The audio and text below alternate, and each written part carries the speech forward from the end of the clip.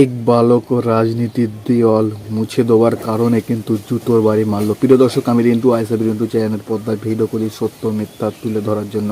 প্রিয় দর্শক, এই যে রাজনীতির লড়াইটা কিন্তু আগাগোড়ায় চলছে, আর পশ্চিমবাংলার ভেতরে কিন্তু ভাঙড় থেকেই সব কিছুই শুরু হয়।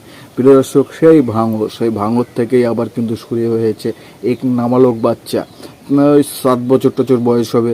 সেই বাচ্চা ছাওক ছেলেপিলের মন, সে দেওয়াল, সায়নীর ঘোষের একটি দেওয়াল ছিল, সে দেওয়ালটি নাকি মুছে দিয়েছে। তার বিরুদ্ধে এই অভিযোগটাই করছে, তাকে জুতোর বাড়ি পর্যন্ত মেরেছে। প্রিয় দর্শক, সে বাচ্চা সেনাই অপরাধ করে ফেলেছে, কিন্তু আরেকটি ভিডিও দেখলে তোমরাও অবাক হয়ে যাবে।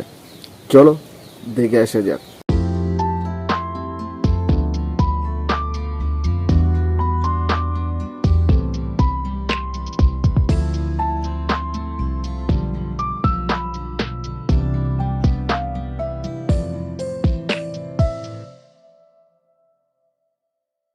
দেখে নিশ্চয়ই বুঝতে পেরেছেন, আসলে আইএসএফের দেয়াল কারাবাসকে যেন মুছে দিয়েছে।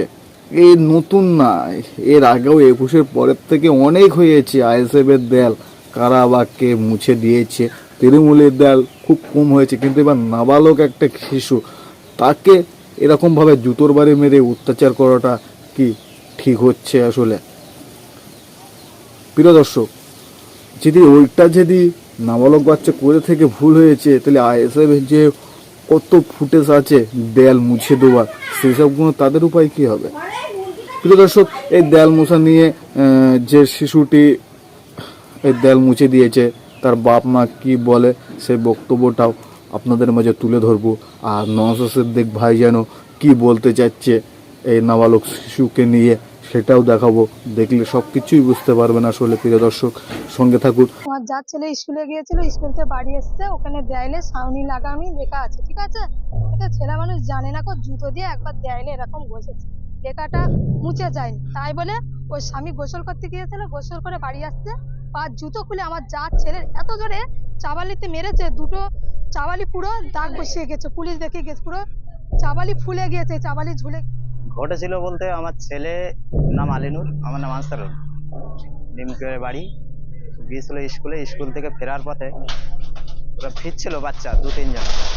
ফেরার পথে এমন সময় ছোট্টু, আমাদের যে পঞ্চায়েত আছে কুকু, ওর ভাই ছোট্টু, ও বললো যে ওদের নাকি দেয়াল মুছে দিয়েছে বলে ওই ইস্যু করে ওকে মারলো, খুব মারলো জুতো দিয়ে, হাত দিয়ে। ছোট বাচ্চা, ওকে খুব মার করে, 7 বছর বয়স। বলবো নাবালক ছেলে, ওটা নিয়ে বিবেচনা করা দরকার। বাচ্চা ছেলেকে কি বুঝিয়ে যদি এটা অন্যায় করায়, তাহলে তার জন্য যে বুঝিয়েছে তার শাস্তি পাবে।